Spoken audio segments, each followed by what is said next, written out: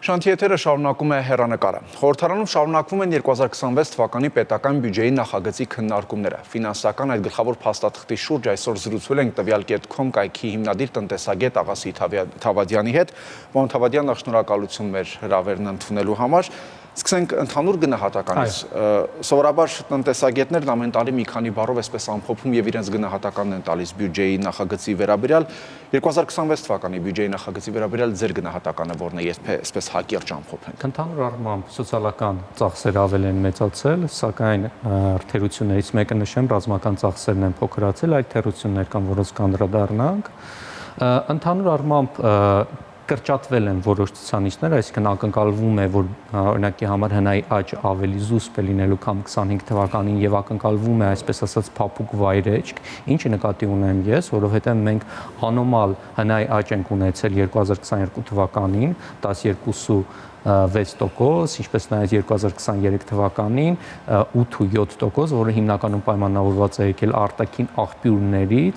եւ դա իրեն սպառել է, որոշակի վտանգ կա տնտեսության հանդեպ եւ կառավարությունը ակնկալում է այս բյուջետային նախագծով, որ լինելու է փափուկ վայրեջք եւ դրանից հետո տնտեսությունը կամաց-արկամաց հունի մեջ է ընկնելու, այսպես ասած։ Իսկ այդ փափուկ վայրեջքը ինչ արդյունքներ, հետևանքներ կարող է ունենալ։ Տեսեք, եթե դա ընդհանուր առմամբ պիտի ներկայացնել այս վերջին 5 տարիների ընթացքում կոնտեքստի հիման վրա, չանդրադառնանք 20 թվականին կոവിഡ്ին եւ պատերազմին, սկսենք 22 թվականին, երբ բավականին մեծ քանակությամբ կապիտալ, ինչպես նաև IT ոլորտի հիմնականում աշխատուժներ հյուսեց Ռուսաստանի Դաշնությունից, քանի որ ռուս-ուկրաինական պատերազմը սկսվեց, մեծ քանակությամբ պատժամիջոցներ կիրառվեցին Ռուսաստանի վրա եւ բավականին զգալի քանակությամբ կապիտալ հոսեց Հայաստանի Հանրապետություն նաև, ընդհանուր ռուսական կապիտալի 18% հայտնվեց Հայաստանի Հանրապետությունում,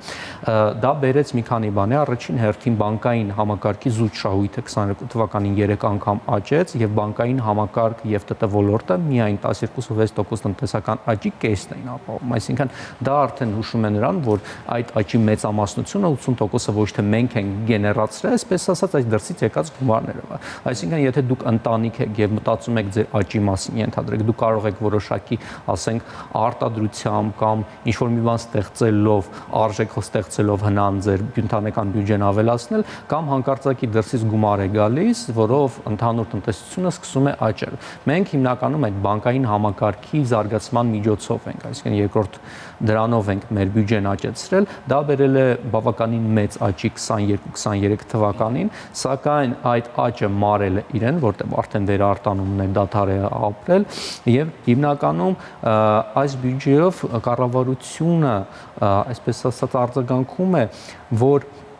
փափուկ վայրեջք է սպասում եւ ակնկալում է, որ 5.5 որը ակնկալում է մոտավորապես 5.2% տնտեսական աճ 2026 թվականի համար, որը ավելի զուսպ է, քան 2025 թվականի ցուցանիշը, բայց ավելի խելամիտ։ Կառավարության գնահատմամբ բյուջեն միտված է լինելու հասարակության առավել երջանիկ եւ դիմակայուն դարձնելուն, ապահովելով անվտանգ, բարեկեցիկ միջավայր։ Այս բյուջեով դա հնարավոր համարում եք։ Տեսեք, դա դրական կողմ ասենք, որպես այդպեսին, որովհետև այո, սոցիալական ծախսերը ավելի մեծացել են, եթե նայենք, օրինակի համար սոցիալական, առողջապահության, կրթության ծախսերը ել ավելի են մեծացել, օրինակի համար 26 թիվը 25 թվականի համար 10% ավել են սոցիալական ծախսերը, 30% առողջապահական ծախսերն են ավել, կրթական ծախսերն են բավականին մեծացել եւ դա բերում է նրան, ասենք, ընդհանուր առմամբ ընդհանուր առողջապահական համակարգ են բերում փորձումներ մուծել, դա գովելի է իհարկե, բայց սա արվում է նաև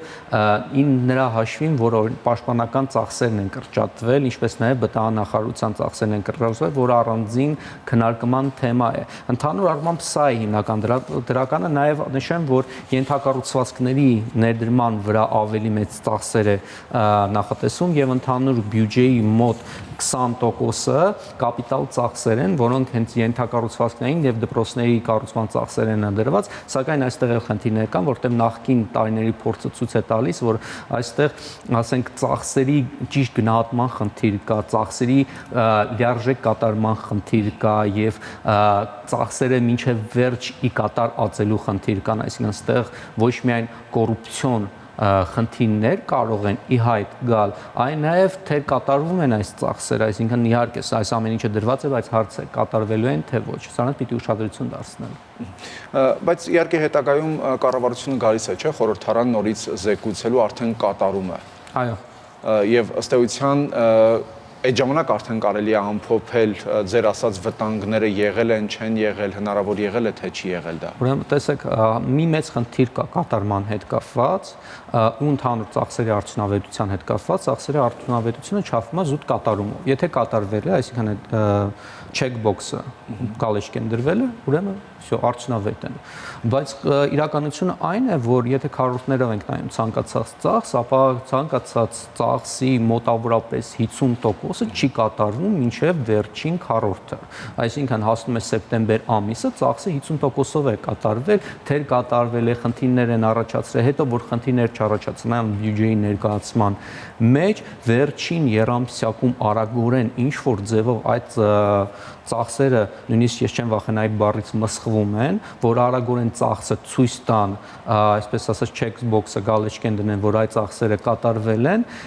որպեսզի ցույց տան, որ արդյունավետ է։ Այսինքն մենք հստակ խնդիր ունենք ծախսերի արդյունավետության գնահատման։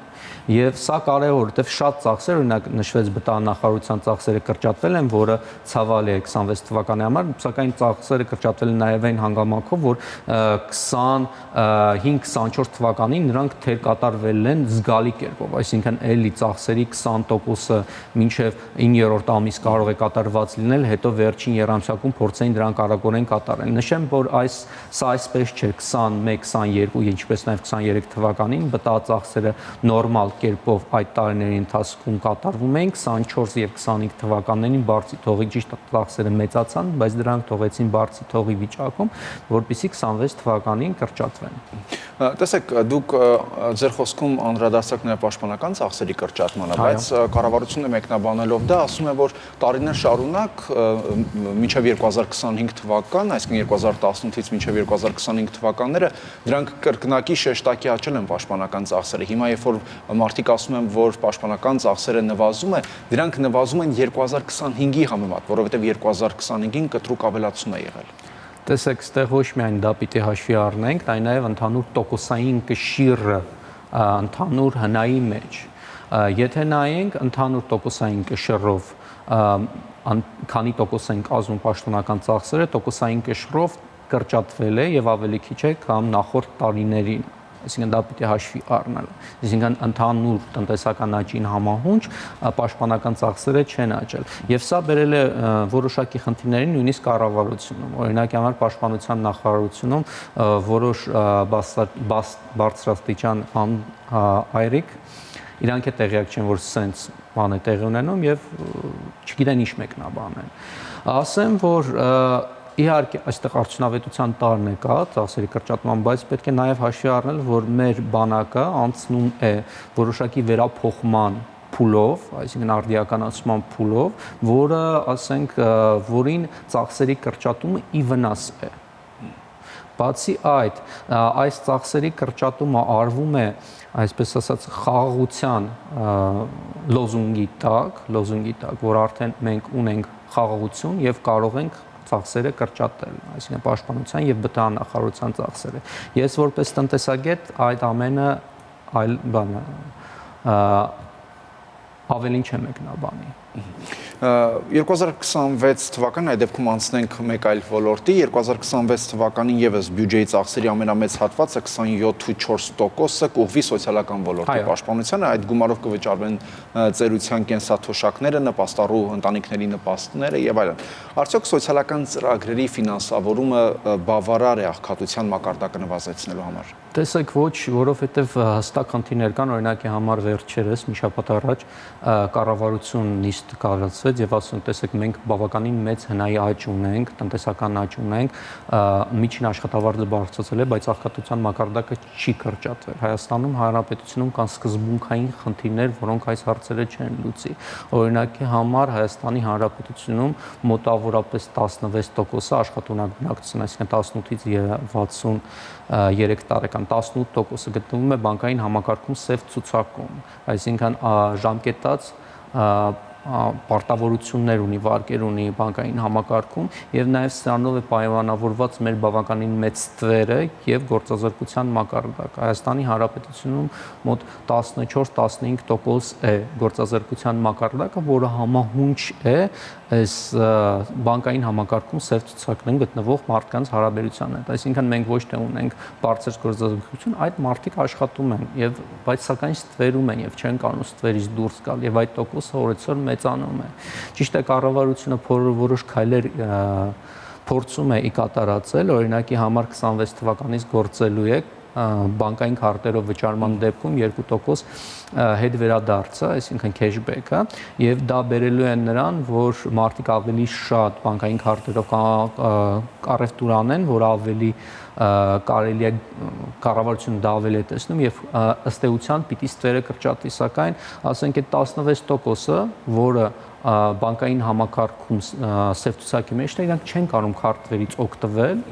որովհետև եթե քարտի վրա իրանց վրա որոշակի գումար գա, հարկատիրը գալու է այդ քարտը, այդ գումարը հետ վերցնի, այսինքն այդ դա մնալու է եւ այդ մարդիկ, այսպես ասած, լքված վիճակում են մնալու։ Սա ընդհանուր առմամբ խնդիր է եւ նաեւ պիտի հասկանալ, որ ընդհանուր աճը, որ մենք ունեցել ենք, ճիշտ է, ունենք տնտեսական աճ, ունենք ընդհանուր եկամուտների աճ, ունենք աշխատավարձի աճ, սակայն այստեղ կա մի բարձ ճշմարտություն, որը կփորձեմ հեշտությամբ բացատրել, օրինակ, եթե 2018 թվականին պատկերացնենք Հայաստանում ունեինք 5 ընտանիք, որոնք ստանում էին համապատասխանաբար 1, 2, 3, 4 եւ 5 դրամ եւ միջին աշխատավարձը պետության համար գալիս էր 3 դրամ, ապա այդ նույն 5 ընտանիքները, սա մոտավորապես է, ստանում են 1, 2, 3, 4 եւ 10 դրամ։ Եվ միջինը գալիս է mijինը գալիս է 4 դրամ արդեն, բայց միջին վիճակագրական ընտանիքը նույն կերպ է ապրում, ինչ 2018 թվականին համեմատած գնաճի հետ։ Սա հստակ պիտի հասկանալ, այսինքն այդ մեծածավալ գումարները, որոնք եկել նստել են բանկային համակարգում եւ վերել են աշխատավարձերի աճի, հիմնականում հարստացրել են բանկային ոլորտ եւ հարակից ոլորտները, շինարարություն, ծառայություններ, ինչպես նաեւ հարակից IT ոլորտը, որովհետեւ բավականին մեծ քանակությամբ IT ոլորտի մասնագետների ներհոսք ունենք Ռուսաստանի Դաշնությունից, ինչպես նաեւ ասենց ուղեղային կապիտալի, որոնք նոր գաղափարներ բերեցին։ Ու մենք տեսնում ենք, որ հիմնականում աշխատավարձը, օրինակի համար բանկային ոլորտի աշխատավարձը միջին արդեն հասնում է 1 միլիոն դրամ, բայց դա չի նշանակում, որ եթե ինչ-որ մեկը գնա բանկային ոլորտում աշխատի, ստանալու է այդ գումարը։ Գնալու է դա, որովհետև ասենք բանկային ոլորտում բարձր խավեր մի քանի հոգի կան, որոնք բավականին բարձր աշխատավարձ են իրանց գրել եւ այդպես բերել են միջինը դեպի այդ կողմ։ Դա պիտի հասկանալ կառավարությանը, որ միջին աշխատավարձում, միջին մարդու աշխատավարձը տարբեր բաներ են, որ Հայաստանում, ասենք, կրթությունը չէ, ոչ միայն կրթությունը չէ, որ պիտի խնդիրները լուծի, որովհետև օրինակի համար բյուջեի հիմնական նպատակը համահարթեցումն է եւ օրինակի համար այս 2026 թվականի բյուջեով նախատեսված է որոշ ժամանակով օրինակ սառեցնել համայնքների բյուջեների շահութարկի եւ եկամտահարկի բաշխումը օրինակի համար։ Սրանք ընդհանուր առմամբ խնդիրներ են, որոնք պիտի հաշվի առնել, ընդհանուր առմամբ, եթե հաշվի չառնենք պետական պաշտպանության ծախսերի կրճատումը դեպի դրական ընթացք կա բյուջեի մեջ։ Խոսենք նաև շինարարության ոլորտի մասին։ Վերջին տարիներին բավականին, այսպես անգամ ասում էր, բում է շինարարության ոլորտում եւ այլն, բայց երբ սկսվեց եկամտահարկի հետ վարադարձի օրենքը կասեցվել, փուլային, հա, մենք գիտենք, որ 2025 թվականի վերջում արդեն դադարեցվում է նաև Երևանամերձ մարզերում չի գործելու այլևս եկամտահարկի վերադարձի օրենքը եւ արդեն սահմանամերձ քիչ-քիչ մինչեւ 29 թվականը։ Այ 2026 թվականին ինչ կանխատեսումներ կան շինարարության ոլորտում եւ նաեւ այդ ոլորտում գների նվազում, դանդաղում։ Տեսեք, ընդհանուր առմամբ հնայի ցուցանիշը խաբուսիկ այն առումով, որ ասենք ես ներկայացրեցի ընտանիքի օրինակը, ասենք ընտանիքի եկամուտները աճել են 20%-ով կամ 10%-ով տվյալ տարի։ Դժվար է ասել այդ եկամուտները ինչի հաշվին են աճել, այսինքն ինքը որոշակի արտադրանք է տվել, ավելացված արժեք է գեներացրել, որի հաշվով եկամուտները աճել են, թե դրսից ինչ-որ մեկը գումար է է փոխանցել անհատույց կամ պարտքով, պետական պարտքով, որի հաշվին պետական պարտքը մեծացել է։ Իրականությունը այն է, որ Հայաստանի Հանրապետությունում հիմնականում բանկային համակարգն է գեներացնում, առաջնային գեներացնողը ընդհանուր հնայի բանկային համակարգն է։ Հայաստանի Հանրապետությունն ներհոսում են գումարները, այդ գումարները բանկային համակարգ հիմնականում ներդրում է կատարում շինարարություն, որովհետև այլ ներդրում չկա, արդյունաբերություն ձեռք չի տալիս Հայաստանի Հանրապետությունը ներդրում կատարել։ Շինարարություն ներդրում կատարվում է, այնտեղ ընդհանուր հնայի մեջ մի հետաքրքիր հոդված կա, անշարժ գույքի հետ կապված գործարքներ, որ շինարարություն չէ, որը ասում է ինչքան վարձակալության գինը աճ է, այնքան հնան աճ է ապահովելու։ Եվ այստեղ ձեռ է տալիս նաև, որ վարձակալության եւ ընդհանուր տան գներն էլ աճեն, որ հնայի աճ ապահովագրի, որը նաև ապահովում է ընդհանուր, ասենք, սպառում պետությունում։ Սակայն սա վտանգավոր է, քանի որ եթե, ասենք, ինչ որ սև կարապ իրադարձություն լինի համաշխարհային եւ միջազգային հոսքերը կրճատվեն, Հայաստանի Հանրապետությունը չունենա փափուկ վայրեջք, այսպես ասած։ Միանգամից կարող է լինել արժույթի ճգնաժամ, նաև նշեմ, որ ես չեմ ուզում վախեցնել, որտեղ այս պահին կենտրոնական բանկը իրականում կառավարում է իրադրությունը եւ ունի համապատասխան միջոցներ դա չեղարկելու համար եւ մոտակա 1 տարվա ընթացքում դրա հավանականությունը ես քիչ եմ համարում, սակայն դրա վրա նաեւ պիտի հաշվի նստել, որ Հայաստանի Հանրապետությունում եթե չլինի շինարարության աճ, ապա հնայի կրճատման խնդիր կարող ենք ունենալ։ Եվ մեր հիմնական տնտեսությունը այսպես ասած ասեղի վրա է նստած։ Եվ սա բերում է այլ խնդիրների, որովհետև տան գները աճում են, եթե չաճեն տան գները, հնայի աճ չենք ունենա։ Բայց այդ դեպքում սպառման խնդիրը չի առաջանա, եթե մարդիկ եկամտարկի վերադարձի օրենքով էին կարողանում ավելի հեշտությամբ ձեռք բերել բնակարան, հիմա դա ըստ էության այդ օրենք այլևս չի լինում, սպառման խնդիր չի առաջանա եւ հետեւաբար խնդրահարույց օրենք էր։ Այդ օրենքը ընդունվեց 2015 թվականին, երբ որ կոլապսի առաջ էր կանգնած բանկային համակարգը։ Այս ինչ որ մեր մոտ կատարվում է նմանատիպ է 2002-ից որոշ չափով 2002-ից 2007 թվականի ընթացքին։ Այն ժամանակ էլ բավականին մեծ քանակությամբ կապիտալ ներոսեց Հայաստանի Հանրապետություն, դե գիտենք այնտեղ ամբողջ աշխարհում փողը պտտվում էր, Հայաստանի Հանրապետությունում այն ժամանակ միջինը 12% հնայի աճ էր, մեկ-մեկ կովկասյան վագր ենք անվանում, բայց իրականությունն այն է, որ 12%-ի մոտ 10%-ային կետը գալիս էր դրսից,